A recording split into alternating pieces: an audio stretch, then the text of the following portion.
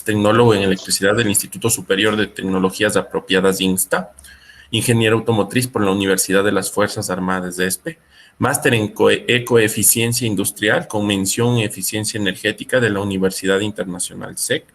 Como experiencia laboral tiene en la parte de Baja Quito, ¿sí? Es especialista mecánico de motocicletas, mecánico de mantenimiento de centrales térmicas, tiene experiencia docente en educación media, siendo docente de matemáticas del Colegio El Sauce y Colegio Spelman, docente técnico en la Escuela de Conducción Quito, experiencia docente superior, docente de mecánica automotriz en el Instituto Superior Tecnológico INSTA, docente en el Instituto Superior Universitario Central Técnico actualmente en la Escuela de Mecánica Automotriz, ¿sí? Perteneciente a la Comisión de Vinculación de la Carrera Institucional, mención de más de 5 artículos publicados de investigación, en donde se especifica la parte de contaminación, ¿sí? Automóviles impulsados por energía solar, análisis de diferentes combustibles, influencia de marcas de vehículos en el país e impacto económico, político y social en subsidios de combustible.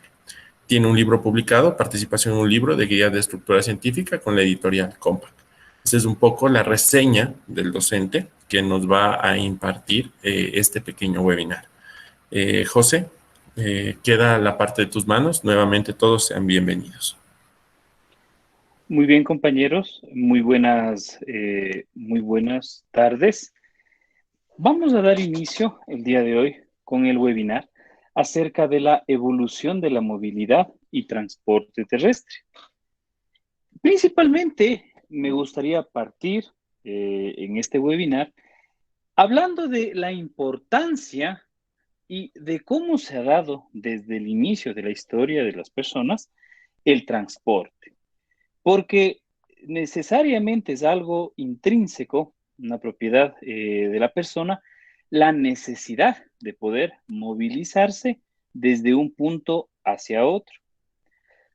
Dando inicio, pues, con esta temática, se identifica que los inicios del transporte, ¿sí?, comenzaron desde que las personas eran nómadas.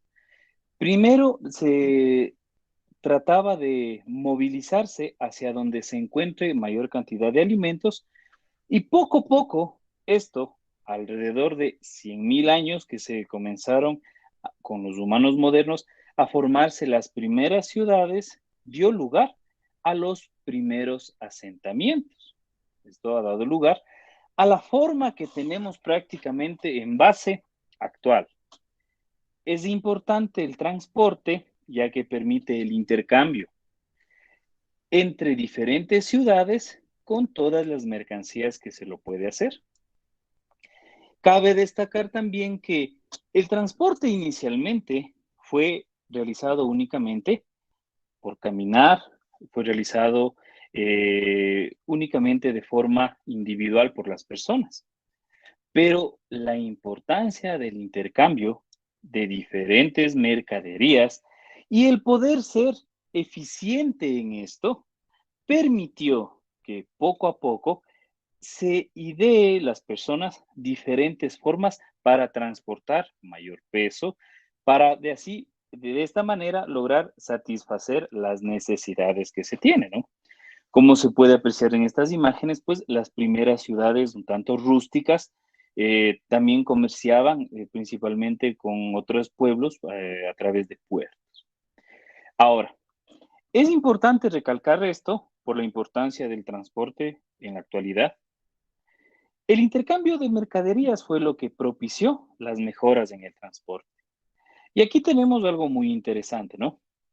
Las formas primitivas del transporte y cómo éstas fueron evolucionando.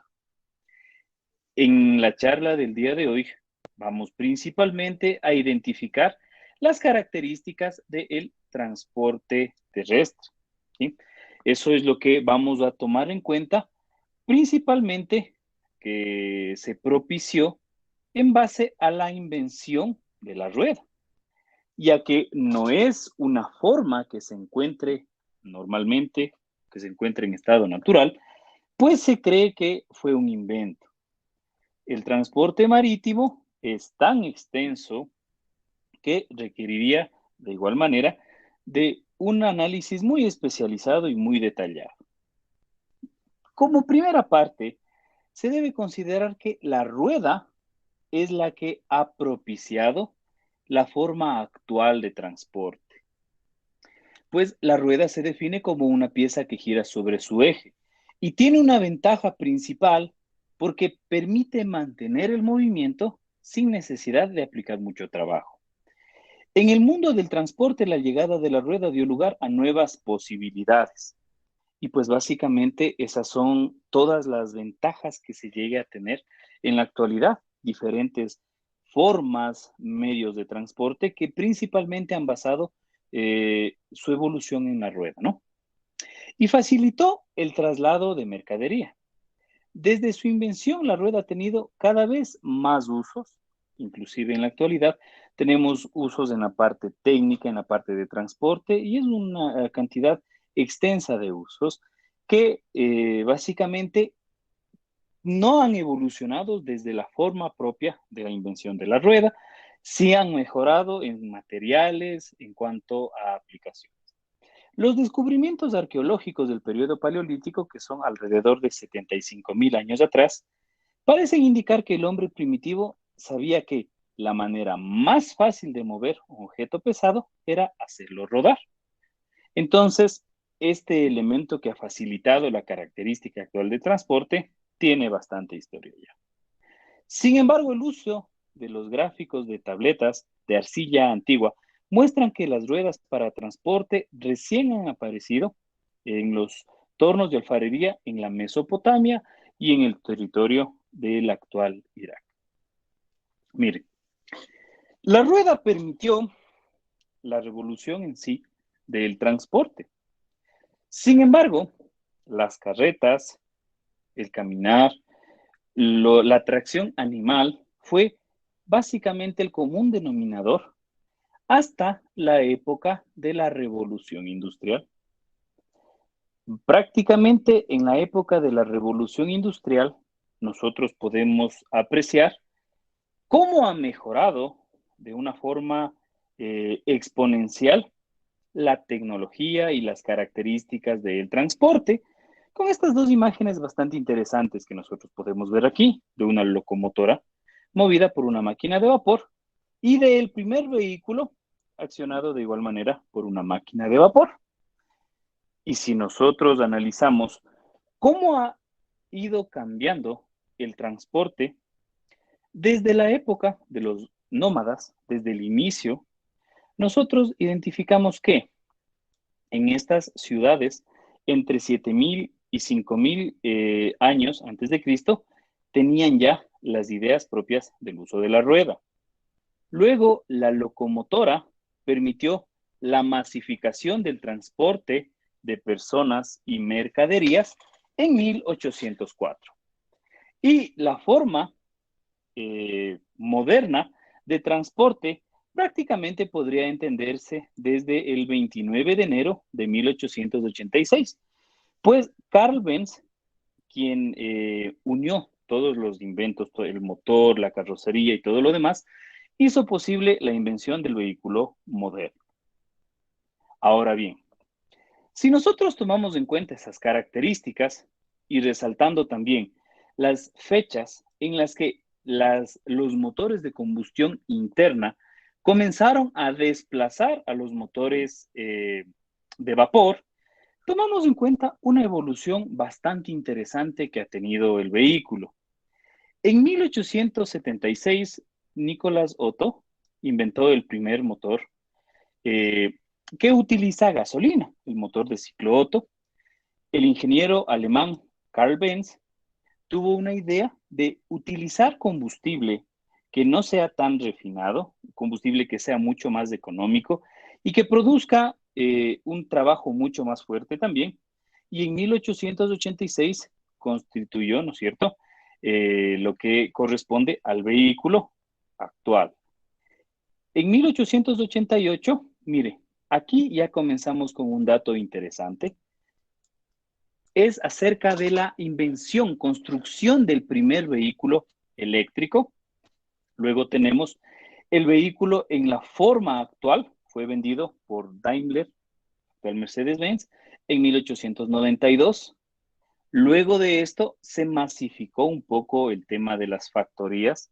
Por ejemplo, Peugeot, una factoría francesa, en 1896 comenzó la fabricación de coches, en 1898 lo hizo Renault, Fiat en 1899, y a esta etapa se la considera como etapa primitiva, ya que aquí los vehículos tenían esta forma que nosotros lo podemos ver aquí, únicamente variando el motor de combustión. Ahora, la siguiente etapa, considerada también etapa de latón, comienza desde 1903, ya que Robert Bosch, actual empresa alemana, la principal en venta de elementos electrónicos para la parte automotriz, diseña el sistema de ignición. Las transmisiones y aceleradores que en la actualidad nosotros aplicamos en los vehículos fueron en el lapso de 1900 a 1910 implementados. Los vidrios de seguridad para poder proporcionar al vehículo mucho mayor confort y tener un estándar para poder resistir viajes mucho más extensos fueron indicados en 1905 por John Wood. En 1908, nuevamente otro dato muy importante, Henry Ford abarata la fabricación de los vehículos gracias a la implementación de la producción en serie. Esto prácticamente masificó el uso de este medio de transporte y lo hizo accesible a casi todos los ciudadanos. Ya veremos luego cómo ha evolucionado la curva de esta tecnología. Luego tenemos implementaciones como los sistemas de frenados actuales que a 1909 el vehículo prácticamente ya no se parece nada a las antiguas carretas, sino toma la forma un tanto actual. En 1909 se incorpora también una llanta de repuesto para evitar complicaciones de pinchaduras. En 1912 se arma las carrocerías de acero por la empresa americana Dodge. Y estamos ahora en la etapa de la Primera y Segunda Guerra Mundial. Lamentablemente, estas guerras han propiciado de alguna manera avances en la industria, ¿no? Entre esos, nosotros podemos ver en 1909 los frenos hidráulicos, que es un común denominador hoy en día. En 1923 ya comenzaron los primeros bosquejos para las transmisiones automáticas. En 1925 es algo sumamente importante que ha sucedido. Hasta esta fecha existía a través de principalmente de Europa y Norteamérica muchos fabricantes de automóviles. Y en 1925 las empresas comienzan a comprar otras compañías o son eliminadas por temas de la guerra y de 170 se disminuye a 60 principales fábricas. En 1932 tenemos el tipo de caja de cambios manual de hoy en día, lanzado por Alvis. En 1934, y esto también es un dato bastante curioso, se lanza un vehículo aerodinámico. E inclusive la historia indica que el mítico Volkswagen Escarabajo ha copiado el modelo del Tatra 77. Aquí ya se tenía ideas acerca de cómo influye la aerodinámica en el rendimiento de los vehículos, cómo mejorando la aerodinámica se puede mejorar el consumo de combustible y las prestaciones del automóvil. Entonces, el Tatra 77 es el vehículo, ¿sí? Primer vehículo aerodinámico. Tan interesante es esto que Volkswagen, el Volkswagen Escarabajo, el Volkswagen Beetle, se indica que copió su modelo. En 1934 se lanza el auto con tracción delantera. En el 38, Volkswagen diseña el Volkswagen Escarabajo o Beetle. Tomar en cuenta acerca de este dato. Ahora bien, en la etapa posguerra y hasta la actual, nosotros tenemos bastantes datos interesantes, pero si ustedes se ponen a analizar esta gráfica, no existen mayor tipo de avances. Principalmente los avances se dieron hasta la etapa previa a la guerra y apenas comenzó y terminó la Segunda Guerra Mundial. Desde 1960 surgen las marcas japonesas, que en la actualidad pues son de las primeras ventas a nivel mundial.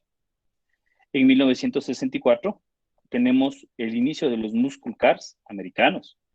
Sin embargo, aquí entra uno de los principales conflictos que tiene el transporte, incluso en la actualidad, es la crisis por el petróleo.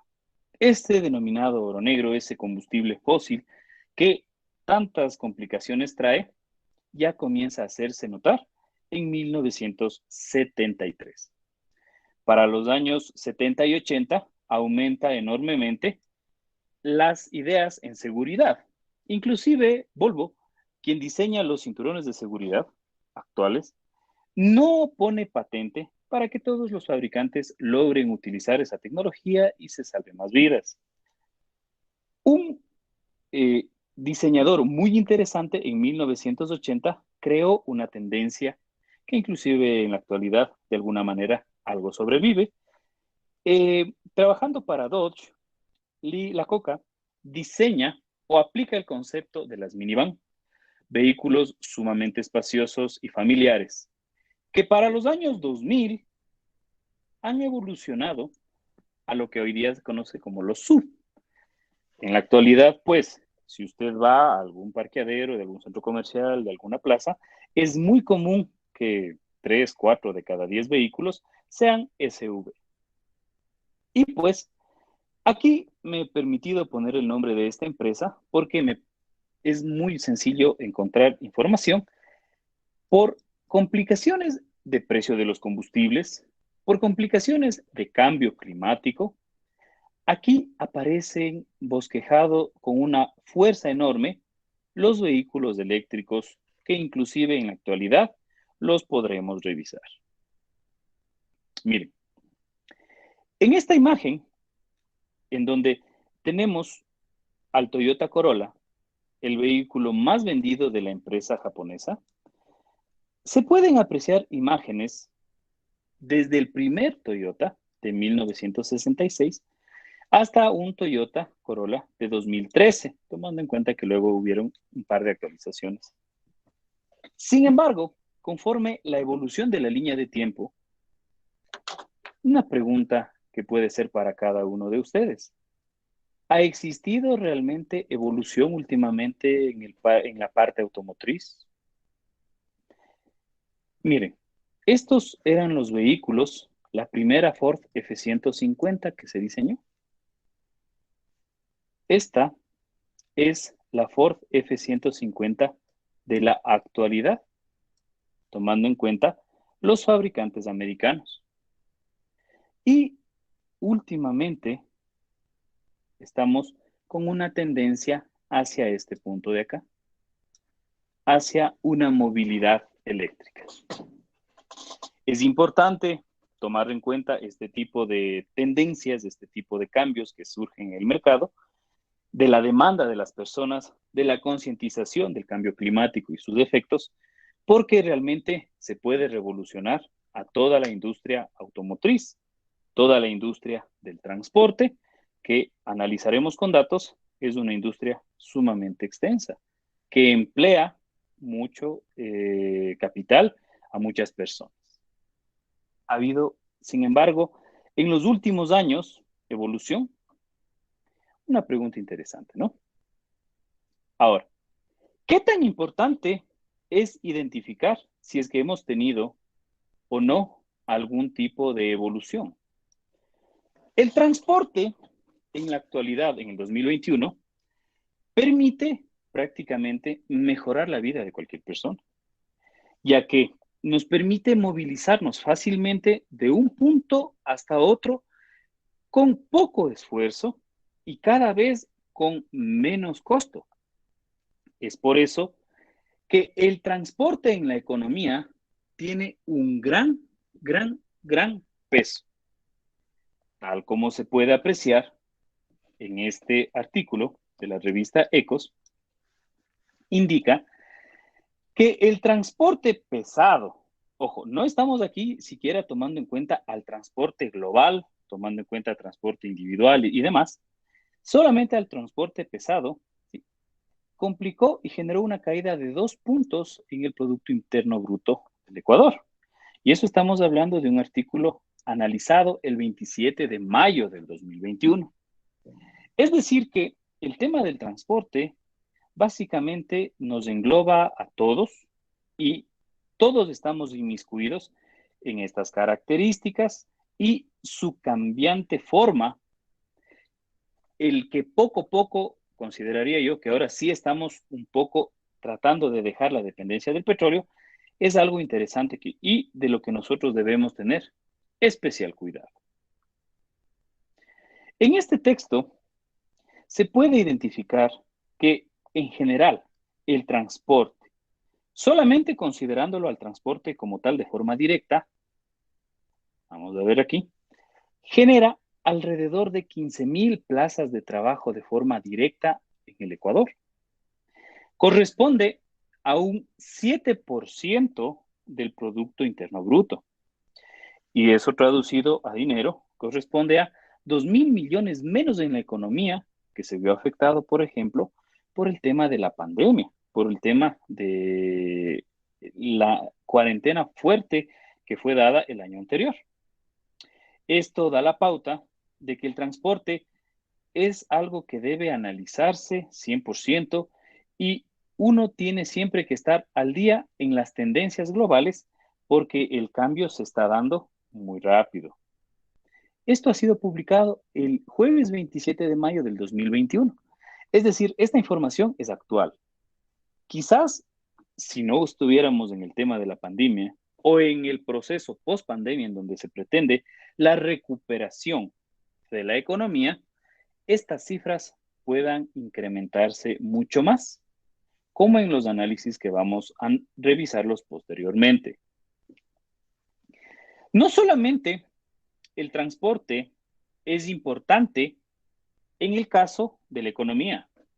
Recordemos que en la parte humana nos hemos dado cuenta, en la parte de la sociedad, todo está prácticamente interrelacionado. El transporte también va íntimamente de la mano con la energía y, bueno, también se lo puede traducir esto como ecología y como economía también. Según páginas oficiales del Ministerio de Transporte, ¿sí?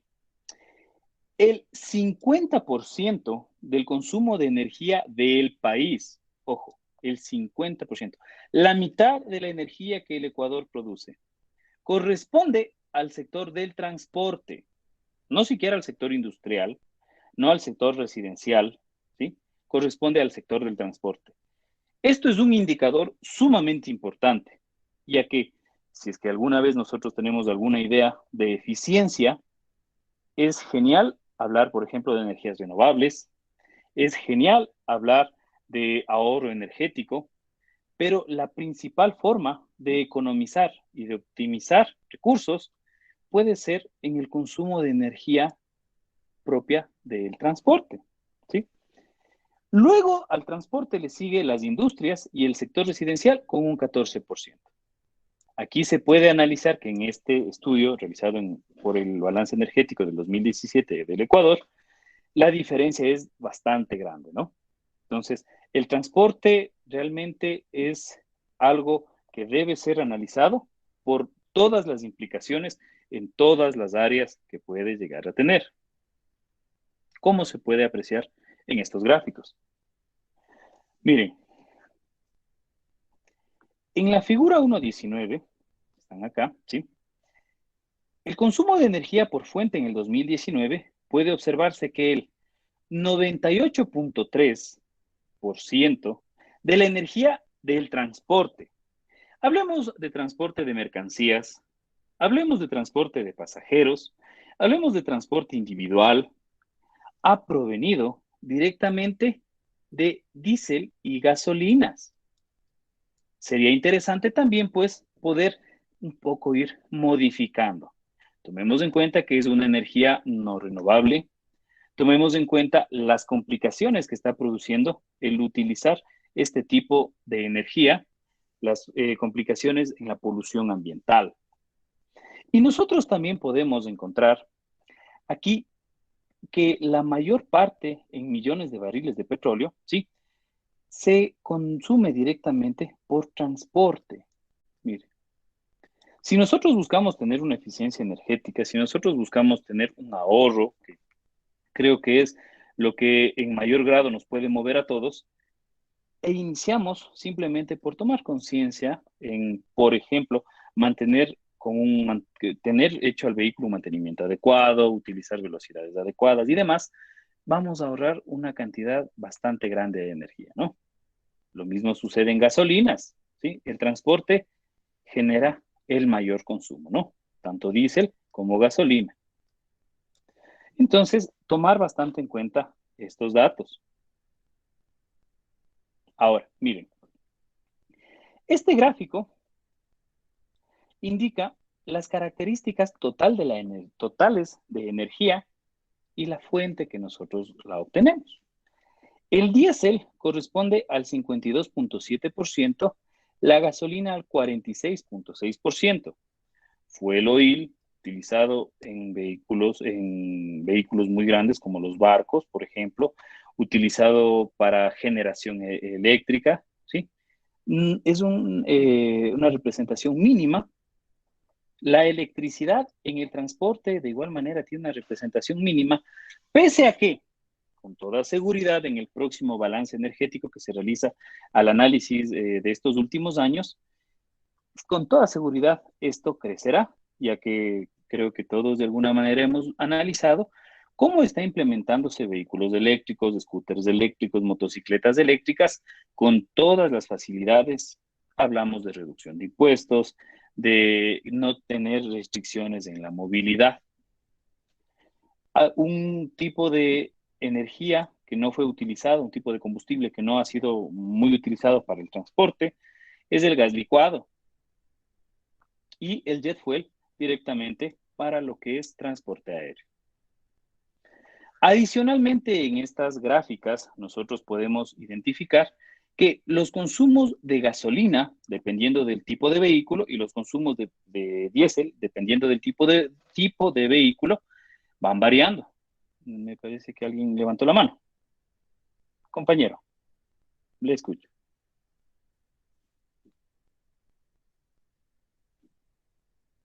¿No? Compañero Oscar.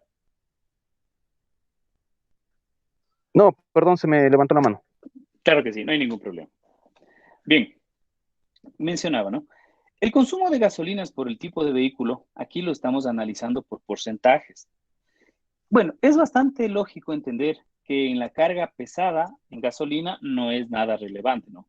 Lo que es más relevante en gasolina es el transporte individual de pasajeros. Hablamos de automóviles, de SUV, pickups, motocicletas, ¿sí?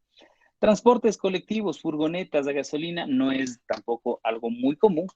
Y pues carga liviana, principalmente camionetas para el uso comercial, representan un 24.8% frente al 47% del consumo para transporte individual, ¿no?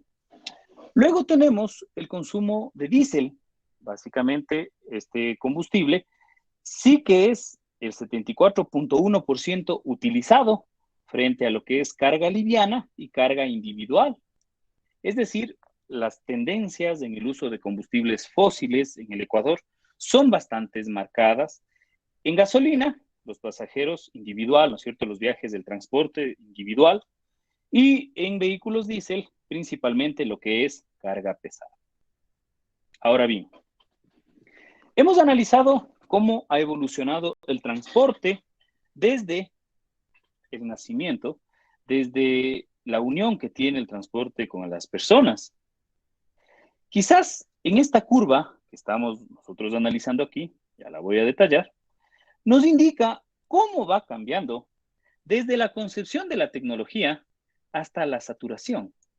Quedará en criterio de cada uno de nosotros en qué parte puede encontrarse las formas de transporte actuales. Esta curva que nosotros podemos apreciar aquí identifica desde el punto de nacimiento, ¿sí?, de la tecnología, La S o curva de S tecnológica que tienen las tecnologías. En este caso, hablemos del transporte, hablemos de los vehículos, ¿no? En su concepción, ¿sí? En su concepción, el valor es algo bastante complejo. Luego, desde su concepción, desde los primeros prototipos hasta su nacimiento, ha pasado algo de tiempo y el valor, pues, va incrementando, ¿no es cierto? Muy pocas personas, grandes empresas, el gobierno puede llegar a tener determinada tecnología. ¿Estamos de acuerdo? En este punto de acá. Luego de su nacimiento viene ya su crecimiento, en donde principales países desarrollados identifican y adquieren este tipo de tecnología. Tomemos en cuenta, por ejemplo, la evolución de los teléfonos. No era lo mismo un teléfono en 1990, en 2000, 2010 y hoy día en 2020, ¿sí? 2021. Todo el mundo tiene una facilidad en el acceso a esta tecnología, ¿no?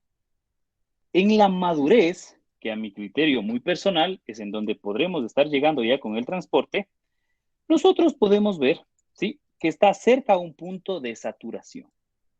Y aquí pueden suceder dos cosas: que la curva caiga o que la curva nuevamente crezca. Quedará pues a consideración de cada uno de nosotros identificar si la tecnología, la forma de transporte actual está por acá o quizás está feneciendo. Es una evolución obligada. No hay una tecnología que no necesite llegar a ese tipo de evolución. Tan obligada es, y para no alejarnos mucho de este tema, que el Ecuador posee ya una ley orgánica de eficiencia energética que nos está, valga la redundancia, forzando, obligando nuevamente a repensar como país cómo estamos manejando el tema del transporte y el gasto energético, su influencia en la economía nacional. Acá he puesto una imagen con una evolución, una curva tecnológica directamente, por ejemplo, de la impresora, algo que utilizábamos mucho cuando estábamos presencial, algo que en la actualidad, miren, lo hemos dejado de utilizar bastante también, ¿no? Desde la invención, ¿no es cierto?, de los tipos móviles de impresión, de la primera imprenta, miren cómo ha ido evolucionando. Aquí llegó la primera bifurcación de esta S de curva tecnológica, ¿no? Y miren cómo ha ido avanzando. Inclusive en la actualidad nosotros tenemos una impresión 3D. De un gráfico que se genera en un ordenador, se lo puede materializar con el equipo adecuado. ¿Qué nos esperará con el tema del transporte? Ahora bien, en esta ley que les he mencionado, he visto interesante reseñar 3 artículos, ¿sí? Artículo 2, artículo 3 y el artículo 14. El artículo 2 indica la declaración de interés nacional e indica que se declara de interés nacional como política de Estado el uso eficiente, racional y sostenible de la energía en todas sus formas como elemento clave en el desarrollo de una sociedad solidaria, competitiva, en lo productivo, preocupada por la sostenibilidad y economía ambiental. Principalmente, todas las tecnologías actuales están basándose en sostenibilidad, economía y ambiente, ¿no? En el artículo 3 nosotros podemos ver 5 principios fundamentales. La racionalización en el consumo energético. Tenemos en cuenta que en la actualidad ya no existe un subsidio y existe una banda que ha reemplazado este subsidio de precios para los combustibles fósiles. Entonces, necesitamos racionalización en el consumo energético. Mejoramiento de la productividad, ya que si nosotros tenemos mayor eficiencia con una misma máquina, podemos tener mejores beneficios. Promoción de energía limpia y eso trae consigo reducción de emisiones de gases de efecto invernadero, fomento de una cultura nacional orientada al uso eficiente de recursos energéticos y transparencia e información adecuada para los consumidores y tomadores de decisión. Todos estos principios ya se encuentran publicados en una ley actual de eficiencia energética. La enlazaremos con la parte automotriz en unos momentos, ¿no? En el artículo 14 indica la eficiencia energética en el transporte. Mire, aquí está la importancia de enlazar esto, ¿sí? ¿Cómo tenemos que utilizar racionalmente la energía, utilizar energía limpia y esto hacerlo en el transporte? Pues el transporte público de carga pesada y de uso logístico por medios eléctricos se priorizará. Inclusive en la actualidad ya tenemos no restricciones, es decir, los vehículos eléctricos, los vehículos híbridos no sufren de restricciones, tienen una menor carga de impuestos, obviamente tomando en cuenta los principios de esta ley. Los proyectos se deberán efectuar como iniciativas públicas, ¿sí? O de asociaciones privadas que deben priorizar el uso de este tipo de energía. Ahora, ¿hacia dónde está avanzando el transporte? Están aquí ubicadas dos animaciones. La primera animación es acerca de un vehículo con conducción autónoma y cabe indicar que este vehículo es eléctrico. Y para quienes sean un tanto, para quienes no tengan la idea de que esta tecnología pueda aplicarse al transporte público, acá podemos analizar formas de carga extra rápida, por ejemplo, aplicado para transporte público, para mover pasajeros y de una capacidad similares a las que nosotros tenemos acá. A mi criterio personal, sin descuidar la tecnología actual, es importante identificar los avances del transporte hacia la electricidad, porque esto presenta algunas características bastante interesantes.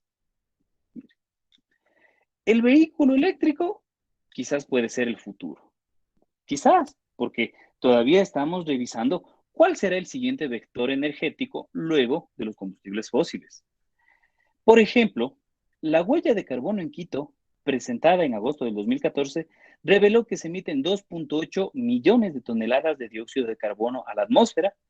Los automotores aportan con el 56%. Respecto al material particulado grueso, M10, un índice que mide las partículas finas perjudiciales para la salud, que puede provocar alergias, afecciones respiratorias y demás, identificó que la máxima concentración de este tipo de contaminación había estado en Carapungo, por ejemplo, ¿no? Y estas que nosotros vemos acá son imágenes de Quito y de sus medios de transporte. Si es que no es la movilidad eléctrica, con toda seguridad, algún tipo de movilidad en el transporte va a necesitar mejorar las condiciones actuales en el uso de la energía. ¿Quién mató al coche eléctrico? Mil disculpas por el error de acá. Sí, les invito a apreciar este video. Me gustaría que me comenten si se puede escuchar también. Es un documental bastante interesante acerca de cómo el vehículo eléctrico ya estuvo presente desde el año 1996. Sin embargo, hubo algunas trabas, algunas complicaciones para poder entenderlo como tal en la actualidad. No sé si es que existe alguna duda, alguna inquietud. Perfecto. Me indican, por favor, si es que se puede escuchar.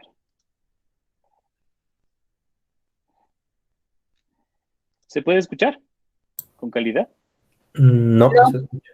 Ya, un momento, por favor. Ya les ubico esto. Mil disculpas. En este documental nosotros podemos identificar todas las características relacionadas al vehículo eléctrico, ¿no? Ya les voy a poner a continuación. Y cómo este vehículo, que pretendía ser un gran boom, por así llamarlo, no pudo ver el mercado pese a la insistencia de todos quienes buscaban poseerlo. Y optimizado la manera de transportarnos y de... Mil disculpas, ¿lo podemos escuchar ahí con calidad? Sí, José. Genial. trasladar cosas, haciendo que el mundo y el comercio se mueva a gran velocidad. Sin embargo, el afán de las multinacionales por apoderarse del mundo ha hecho que durante muchas décadas hayan contribuido al calentamiento del planeta y a la destrucción del medio ambiente, debido al uso del petróleo con los autos de combustión, a pesar de que hace ya 20 años tenían una solución para este grave problema.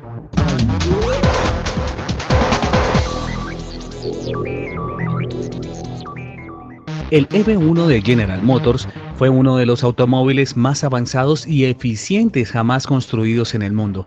El auto era totalmente eléctrico y no contaminaba el aire.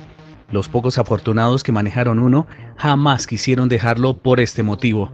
Entonces te preguntarás, ¿por qué la General Motors retiró a todos los EV1 de circulación y los destruyó por completo?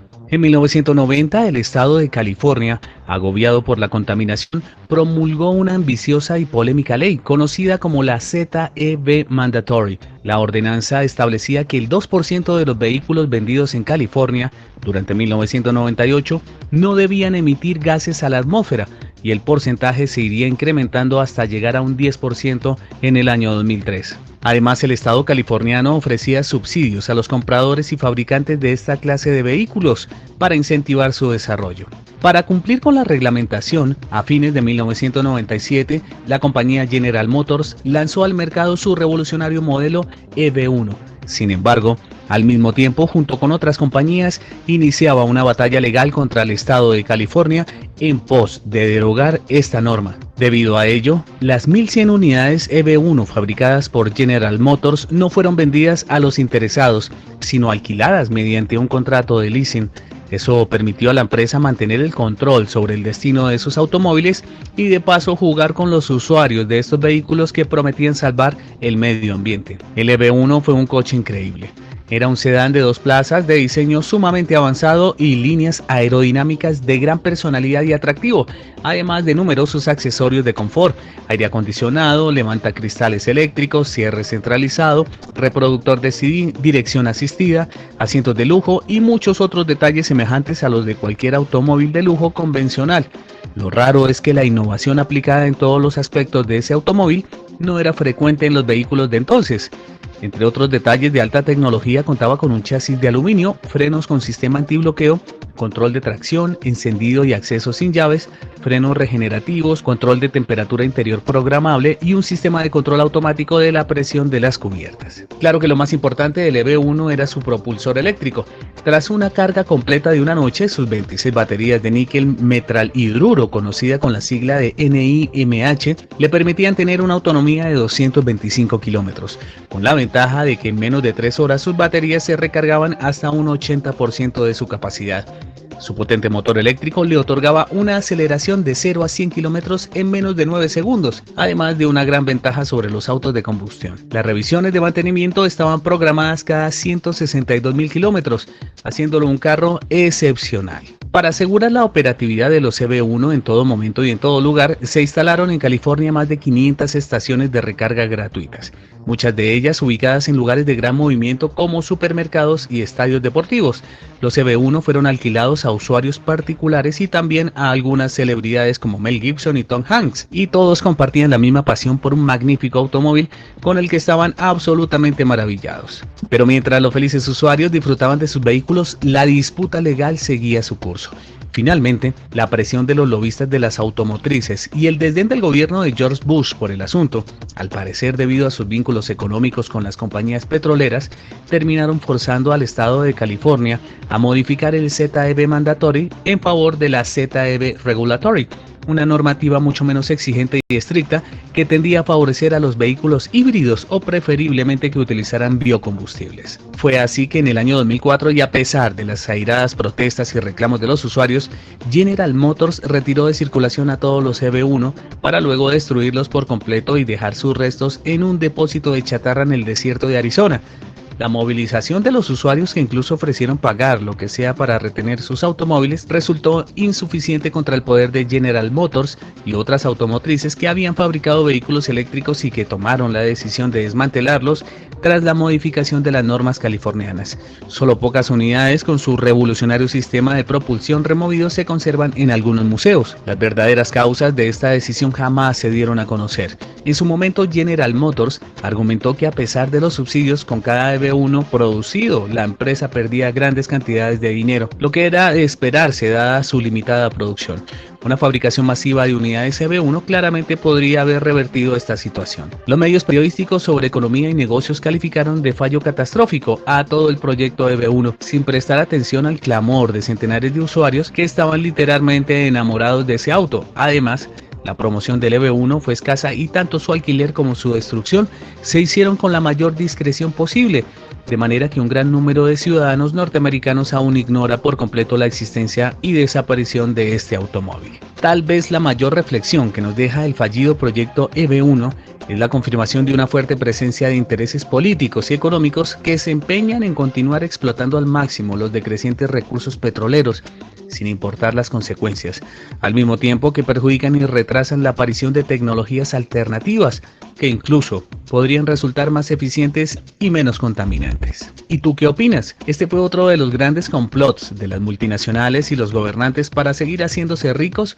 o simplemente era un proyecto inviable. Deja tus comentarios, comparte el video y no olvides. Por favor, me comentan si se puede visualizar nuevamente mi pantalla. Sí, José. Perfecto, miren.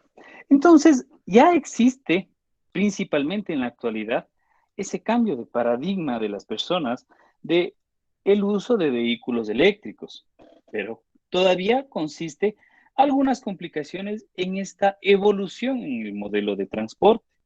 Como se puede apreciar acá, algo que también se pretende identificar en el futuro es que el vehículo se encuentre enlazado al Internet, que se encuentre en red. Esto nos podría dar algunas ventajas. Si hoy en día los conductores tienen conexión a Internet y algunos vehículos también la consiguen, el siguiente nivel va a ser que los dos tengan esta conexión y estos datos permitan identificar trancones, vías alternas, quizás pedir ayuda de ser el caso. Este enlace llega a un punto de que el vehículo pueda ejecutar direcciones o acciones sin la participación del conductor. Obviamente, pues, con autorizaciones previas, ¿no? El mejor ejemplo de esto es que muchos vehículos tienen llamada de emergencia cuando se produce algún tipo de accidente. Otros tipos de acciones pueden ser la actualización de capacidades o distancia del bloqueo, dependiendo de si el conductor, por ejemplo, tiene mucho alcohol en la sangre, dependiendo de la carga del vehículo, del tráfico en general. Es decir, prácticamente en la actualidad ya se puede ver que luego de la revolución industrial, con la introducción de la máquina de vapor y el vehículo generado por Benz, estamos nuevamente teniendo una gran sacudida en la evolución del vehículo, ¿no? Miren, en Europa, en muchos lugares, se plantea que para el 2025 los vehículos se encuentren conectados, ¿sí? Y que el 75% de estos vehículos puedan conducirse de forma autónoma para el año 2035. Con toda seguridad, y de forma lamentable, quizás esta pandemia demore estos estudios, estas ideas que se tenían. Pero tomemos en cuenta que también, a propicio de esta pandemia, hubo un momento en el que el petróleo llegó a tener un costo negativo, ¿no? Entonces, realmente, ¿qué tan lejos podremos estar de un carro conectado, eléctrico y autónomo? En esta imagen que se puede ver acá, se puede apreciar cómo desde el año 2010 hasta el año 2030 ha evolucionado de forma muy significativa el costo de las baterías de los vehículos y eso beneficia directamente en la implementación de esta tecnología, ¿no?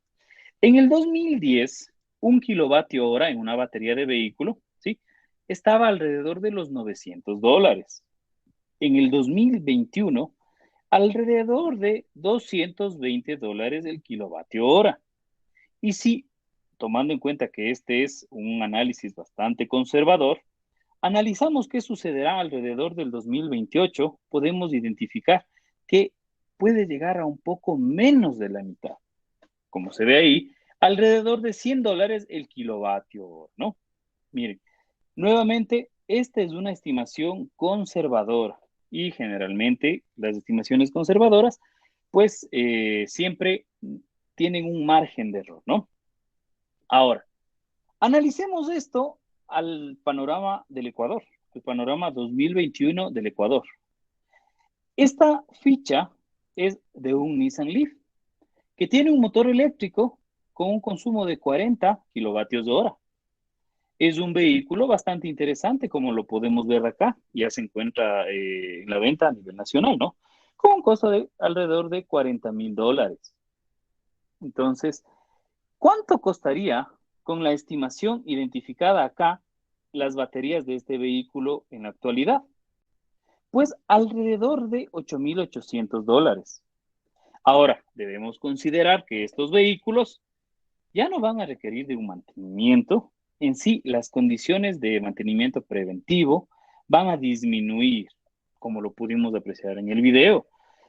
Se nota una diferencia bastante grande. Imagínense, ese vehículo tenía un mantenimiento cada 160,000 kilómetros. Sin embargo, tomando en cuenta esa previsión conservadora, alrededor de 10 años, 2031, estas baterías podrían llegar a costar $4,400 para mover este vehículo. Es decir, con mucha seguridad, el tema de la movilidad eléctrica podría estar, si es que no existe algún vector energético diferente, podría estar ingresando con bastante fuerza al sistema nacional. Algo importante que nosotros también debemos entender es, si ya tenemos vehículos eléctricos, no hay mucha diferencia a que el vehículo sea autónomo. Es decir, que el vehículo pueda decidir, pueda conducirse de forma sola, de forma sin necesidad del conductor, ¿no? La conducción autónoma, por ejemplo, empresas como Tesla, Google, Mercedes-Benz, Bosch, General Motors y otros, Apple inclusive, ¿sí? Desean fervientemente tratar de diseñar vehículos autónomos y comercializarlos en gran cantidad. Evolución, por ejemplo, legal. Nevada, un estado de Estados Unidos, en el 2011 aprobó una ley por la cual es absolutamente legal que un vehículo de conducción autónoma pueda circular por sus carreteras. El día en que todos los ocupantes del vehículo se sienten unos frente a otros mirándose, pues quizás no esté tan lejos. Quizás necesitemos quitarnos un poco los paradigmas que tenemos con relación a estas temáticas, ¿no? Ahora, ¿qué cambios puede acarrear todas estas evoluciones en el transporte? Todas estas ideas que se tiene para la movilidad. Primero, la forma de las ciudades. La imagen que nosotros tenemos aquí es de la calle La Ronda. Y como se puede apreciar, esta calle definitivamente no fue pensada para los vehículos. Estos tipos de casa no fueron pensados para los vehículos. Y cuando estas casas, cuando estas ciudades se construyeron, se debe tomar en cuenta que no existe la cantidad de vehículos ni la forma de transporte que la tenemos actual. La forma de transporte, las vías, han ido incrementándose gracias al gran número de vehículos que tenemos y necesitamos tenerlos cerca para movilizarnos. Los parqueaderos, en ocasiones, son espacios, y lo pudimos, creo que de alguna manera, todos apreciar. Cuando la cuarentena fue bastante rígida, el vehículo estaba mucho tiempo estacionado. Es decir, de las 24 horas del día, ¿cuántas horas se lo usaba? ¿Cuántos días se lo usaba? ¿Sí? Esto puede identificar directamente esta evolución en el transporte, un cambio en la forma de las ciudades. Si nosotros tenemos vehículos que sean autónomos o que tengan algún tipo de inteligencia que les permita realizar toma de decisiones, que les permita realizar algún tipo de maniobra, ¿qué pasará con las empresas de seguros? Si se debe tomar en cuenta que el principal factor de riesgo es el factor humano. Quizás aquí los rubros de la aseguradora disminuya. Si tenemos un vehículo totalmente conectado, pues, quizás disminuye el tema de robos. Podamos tener un cambio también en todo lo relacionado a los seguros. Algo que nosotros podemos ver aquí, con vehículos autónomos, que puede ser que no estén tan lejos, según las apreciaciones que hemos visto, este tipo de congestionamiento, una fotografía de la ciudad, ¿no? Pueda ir mejorando. El tiempo de desplazamiento desde un punto hasta otro puede ir modificándose, disminuyendo, pues en la actualidad, con todos los vehículos nuevos que ingresan cada año, lo único que ha hecho este tipo de demoras es aumentar y aumentar, y se pasa muchas horas en un vehículo. ¿Qué sucederá también con las empresas líderes? Es importante identificar que en la mayor parte de industrias, las empresas generalmente lideran por un periodo corto de tiempo. Si es que alguien tuvo alguna vez o vio un BlackBerry, era el teléfono más deseado. Y en la actualidad, pues, ya no se encuentra esos teléfonos, ¿no es cierto? Un Nokia, ¿sí? Ha evolucionado. Hoy otras empresas están liderando. ¿Qué sucederá con las empresas líderes que han venido trabajando por más de 100 años?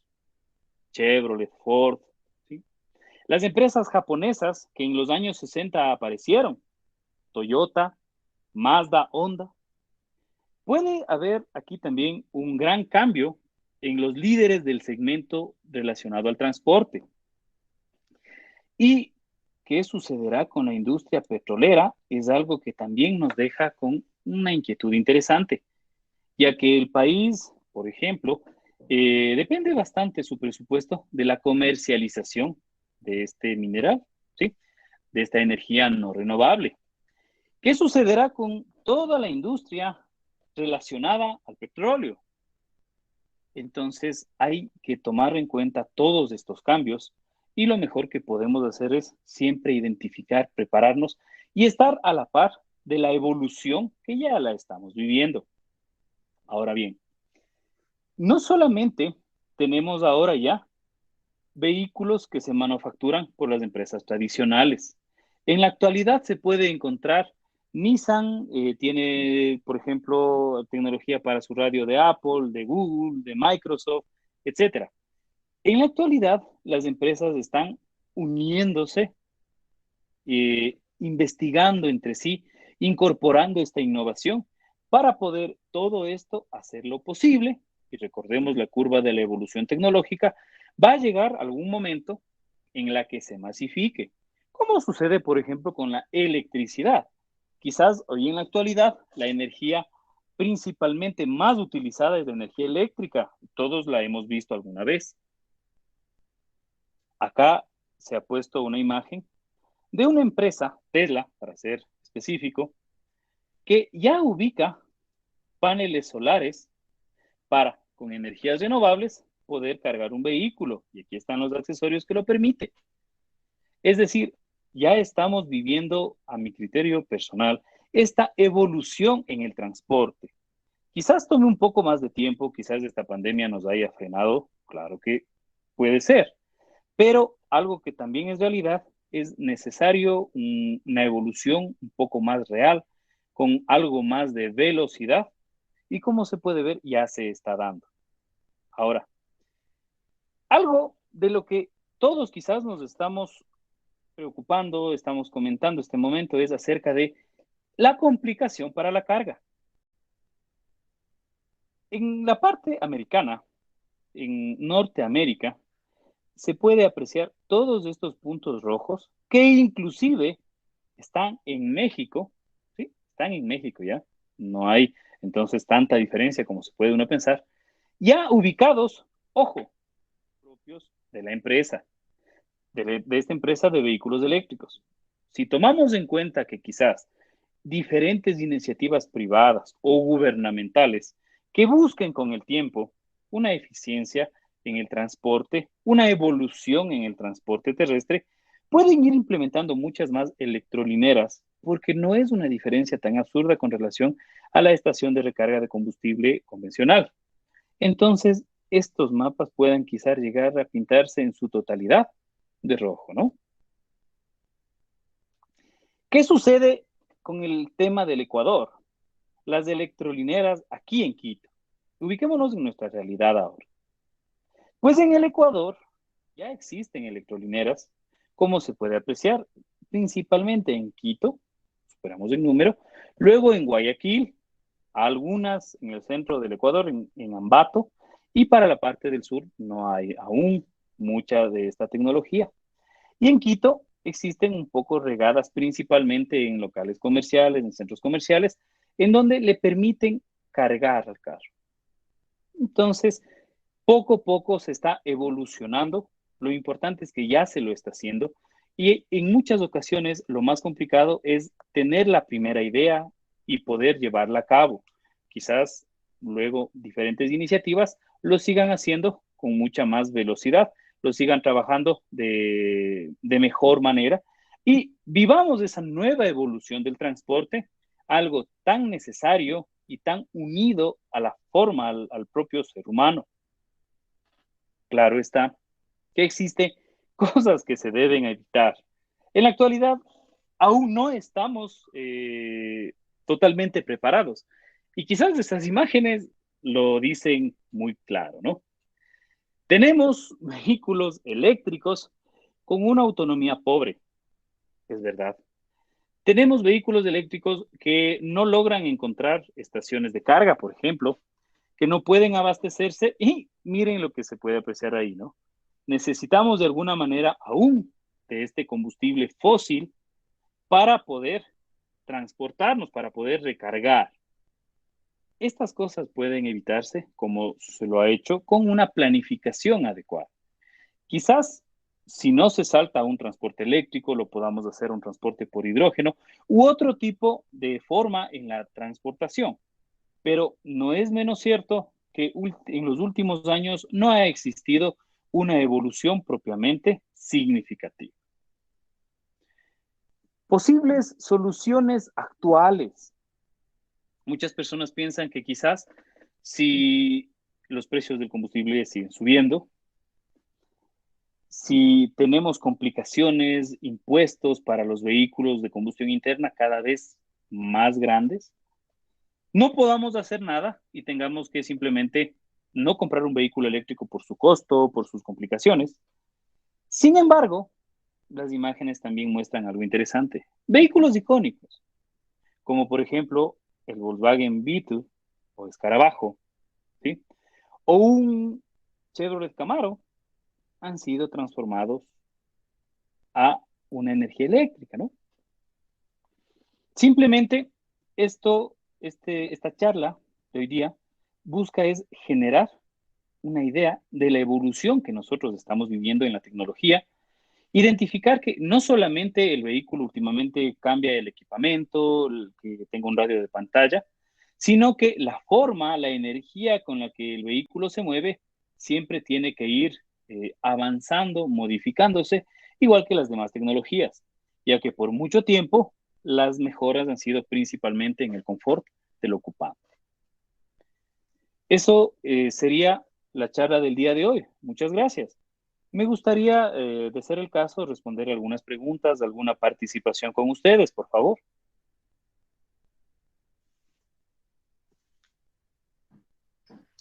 Muchas gracias, José. Muy interesante la temática planteada.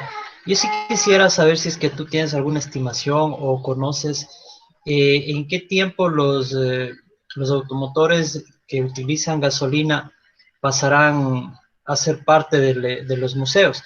Se estima en otros países que para más o menos el año 2040 ya no va a existir ese tipo de autos. ¿Tú más o menos podrías explicarnos acá en el Ecuador para cuándo sería eso? Claro Gracias. que sí.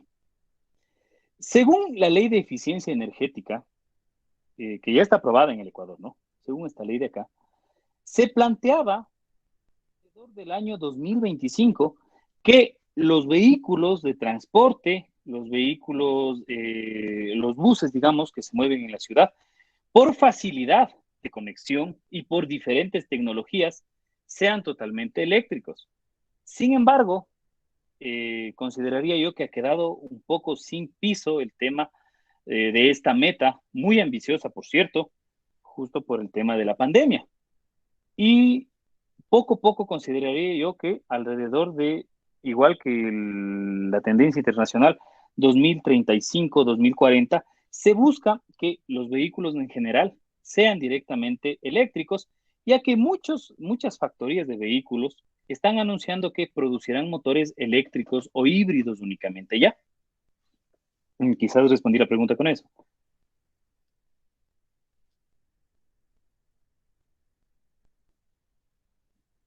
¿Alguna duda adicional quizás? ¿Quién levantó la mano? Muchas gracias. Compañero. Buenas tardes. Felicitaciones, José.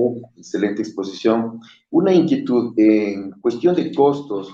Si bien es cierto, están los vehículos a gasolina, la posibilidad de los mismos vehículos transformarlos a eléctricos. ¿Cómo lo ves esa posibilidad? O sea, ya tenemos los vehículos. Sería cuestión de adaptarles un motor eléctrico, qué sé yo. ¿Cómo ves esa posibilidad? Incluso en nuestra institución, como un emprendimiento, como una forma de dar opciones en el país para el futuro, etcétera, mi estimado. En efecto, muchas gracias. Miren, el poder identificar vehículos y poder transformarlos, por así decirlo, a eléctricos es bastante posible, ¿no? Primero, nosotros debemos tomar en cuenta algunas consideraciones. El motor de combustión interna frente al motor eléctrico no tienen la misma forma en su entrega de potencia y de torque. Aquí dependería la transformación y el precio directamente de la cantidad de energía que nosotros necesitemos, la potencia que nosotros requiramos eléctrica, ¿no? Y dependiendo de eso, pues nosotros en el costo actual, en base a esta tabla, podemos definir. Por ejemplo, este vehículo con una potencia de 40 kilovatios hora, un costo en baterías, $8,800. Si se agrega unos $3,000 o $4,000 más, tendríamos un vehículo eléctrico. Quizás se nos parezca esta una suma bastante fuerte. Sin embargo, si tomamos en cuenta el gasto en la conversión frente al gasto en el mantenimiento, podamos ahí ir identificando una opción bastante interesante. Considero yo que dependiendo mucho de qué potencia lo ubiquemos. En la actualidad nosotros vemos un sinnúmero de scooters de diferentes marcas de principal procedencia china que tienen motores bastante pequeños y rondan desde los $600, e inclusive bicicletas que se les puede acoplar el motor con un rango de unos $1,000 y tenemos una movilidad eléctrica. Entonces, dependiendo del costo que nosotros deseemos de la potencia de las baterías, aproximadamente $220 el kilovatio hora de energía. ¿Alguna duda más quizás? Reviso por el chat. Edison me comenta, ¿hasta qué nivel irá subiendo el costo del combustible al llegar a los precios internacionales? Exacto, todo depende de la fluctuación de los precios internacionales. Últimamente, el Ministerio de Energía identificó que se pretendía que hasta julio, es decir, el mes que pasó, hasta el día sábado, ya se tenga en la gasolina extra y la gasolina super ya se tiene el precio internacional. Sin embargo, pues existe la complicación del precio, ¿no? Y todo lo que social que lleva a eso. Entonces, yo consideraría que a finales de año ya estamos con un costo en gasolina a nivel internacional. Es mi estimación en base a cómo ha venido variando el tema de bandas. ¿Quizás alguna pregunta?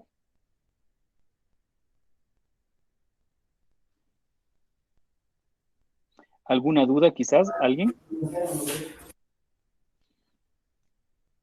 Compañero Oscar Enrique. Muchas gracias, compañero José. De antemano, felicitaciones. El hecho de nosotros tener a disposición este tipo de contenidos nos llena, por ejemplo, de de mucho entusiasmo el saber que, sobre todo los que estamos en las ramas afines, como es de electrónica, como es de electricidad, entonces es algo muy apropiado llevar adelante este tipo de webinarios. Mi pregunta es la siguiente. Usted indica una estadística de que el 50% de energía es consumida por vehículos este momento. ¿Sí? Entonces, se ha proyectado, no el 50%, se ha proyectado la mitad, un 25%, ¿y en qué tiempo pueden transformarse los automóviles a consumo de energía eléctrica? ¿Está en capacidad el país de cubrir esa necesidad de energía? Perfecto, muchas gracias por la pregunta. Y pues mi respuesta directamente sería a una tendencia de un 10% de creciente al valor actual, es decir, que ya no se ocupe el 50%, sino un 40 o un 37%, podría cubrirse, puesto que la capacidad que nosotros tenemos instalada en base a generación eléctrica es alta, pero tenemos complicaciones, por ejemplo, con Coca-Cola, tenemos diferentes tipos de complicaciones que podrían de alguna manera condicionar la disponibilidad energética.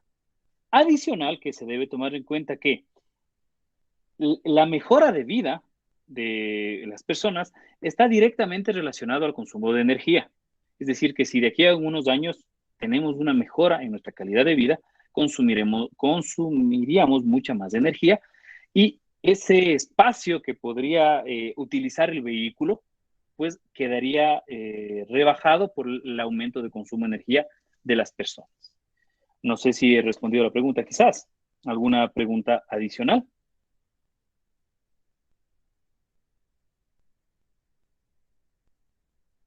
Gracias por tu respuesta, compañera.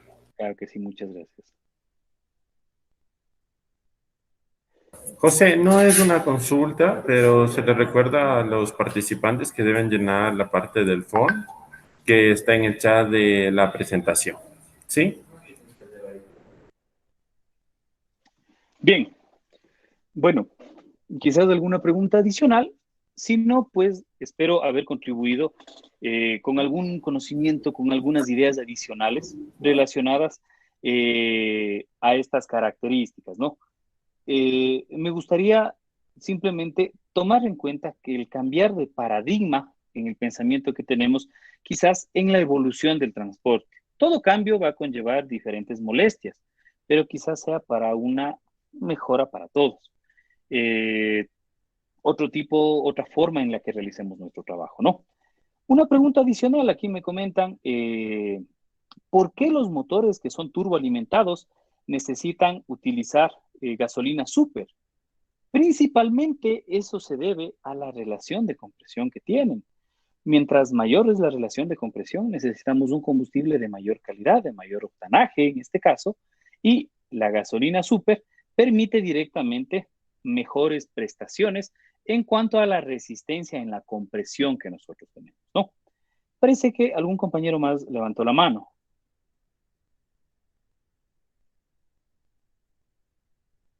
¿Nadie más? Muy bien, compañeros. Muchas Buenas gracias. tardes. Sí, escucho. Una cuestión, un comentario y una pregunta. Claro. O sea, no solamente por el tema de la pandemia, que se ha fortalecido el trabajo online, desde luego por el tema del cuidado de la salud, pero además me llama la atención el tema de el consumo de energía.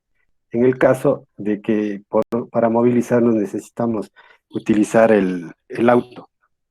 Pero si el trabajo se lo puede hacer en línea, también estamos ahorrando energía, también estamos ahorrando recursos. Y de alguna manera tenemos que estar con la mente abierta a seguir adoptando este tema, este modelo de trabajo, este modelo mejor dicho, este cuidado del medio ambiente, porque de alguna forma no estamos contaminando más. Y, y mucha gente, muchísima gente que estamos ahora haciendo el trabajo online, estamos dejando de contaminar el ambiente. Entonces, que eso sea tomado en cuenta en muchos estamentos, ¿para qué? Para que no nos obliguen si es que no es de peso a realizar un trabajo presencial.